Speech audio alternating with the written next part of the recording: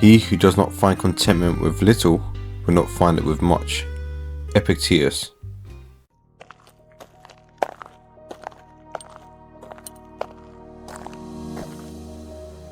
High in his marble palace, King Ariston sat at the table, overflowing with food, and felt nothing. He had wealth beyond measure, armies that obeyed without question, and a throne built from centuries of conquest. Yet, every morning when the sun rose, a familiar emptiness rose with it.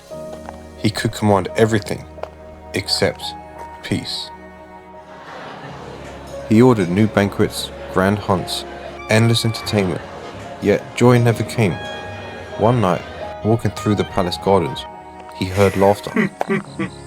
He followed the sound to the outer gate. There, beneath the fountain, sat a beggar, barefoot, eating a crust of bread, humming softly to himself.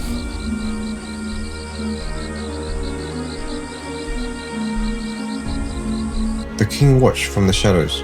The beggar's face was calm, his eyes bright despite the dirt and wear.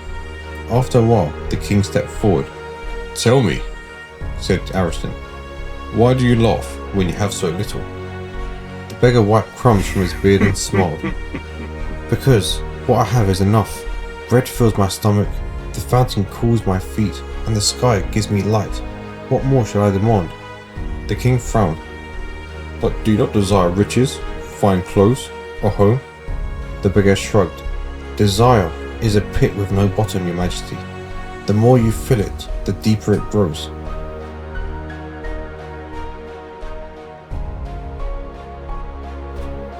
The king lowered himself to sit by the beggar's side, something no one had ever seen him do before. He listened to the sound of the fountain, the chirping of crickets, the quiet hum of the night. "It is strange," he murmured. "All the treasures of my kingdom could not buy this moment's peace." The beggar tore his bread in half and offered a piece. "Then take it," he said. "It is free." The king took the bread and ate it. It was simple, coarse, but tasted richer than any feast he had ever known.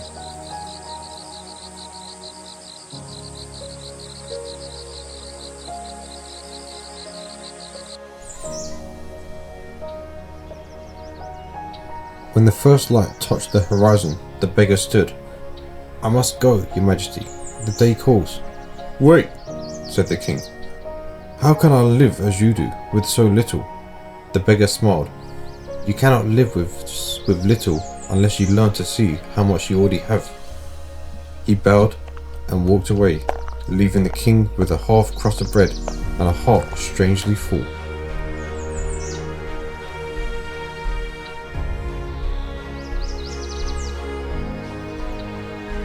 Gratitude is the greatest wealth. It turns poverty into abundance, and abundance into peace. The Stoics warn that chasing luxury blinds us to what is already enough. Seneca wrote, "No man is poor who can live content with what he has, and no man is rich who is dissatisfied." The beggar had nothing but appreciation, and so he owned everything. The king had everything but gratitude, and so he owned nothing.